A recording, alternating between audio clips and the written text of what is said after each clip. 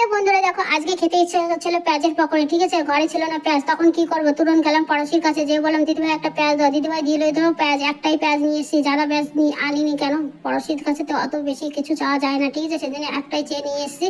তারপরে কি করলাম, ঘরে ছিল আলু নিয়ে নিয়েছি 3-4টা আলু। আলুগুলোকে আমি দেখো ভালো করে গ্রেড করে নিয়েছি। আলুগুলো কিন্তু গ্রেড করতে হবে, কেটে নিলে কিন্তু হবে না। ঠিক আছে, গ্রেড করলেই সেই জিনিসটা কিন্তু বানবে। তারপরে আলুগুলোকে ভালো করে ধুয়ে নিয়ে এসেছি পরিষ্কার করে। তারপরে পেঁয়াজগুলোকে আমি পাতলা পাতলা করে ব্যাস লেয়ারগুলো আলাদা করে ছাড়িয়ে নিয়ে নিয়েছি। তারপরে দিয়ে দিলাম অনেকটা কাঁচা লঙ্কা দিবে, তখনই তো স্বাদ আসবে পেঁয়াজের পকোড়ি।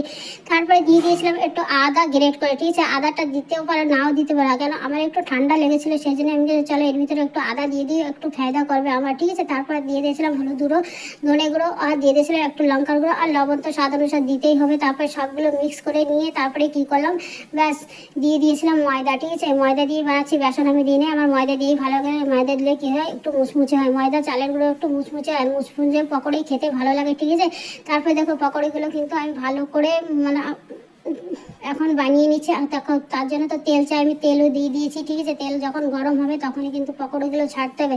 আর পকোড়িগুলো কিন্তু ধিমে নেই, মিডিয়ামে আছে পাকাতে হবে। কেন, যদি তেজ আছে পাকায়, তেলের ভিতরে কাঁচা থেকে যাবে, উপরে পুড়ে যাবে। ঠিক আছে, সেই জন্য চেষ্টা করবে ধিমে আছে পাকানোর। আর দেখো পকোড়ি আমার তৈরি হয়ে গেছে। আর মাঝে মাঝে কিন্তু খেতে অনেক, যখন ঘরে পেঁয়াজ থাকবে না, ব্যাস আলু দেয় আর একটা পেঁয়াজ এদের ওদের থেকে চেয়ে নিয়ে আসবে, ব্যাস হয়ে যাবে, কাম চালিয়ে দেবে। ঠিক আছে, আমার মতন দেখো খেতে কিন্তু অনেকই টেস্ট হয়েছিল। আপনারাও একটু ট্রাই করে দেখো, এই রেসিপিটা অনেকই দুর্দান্ত রেসিপি।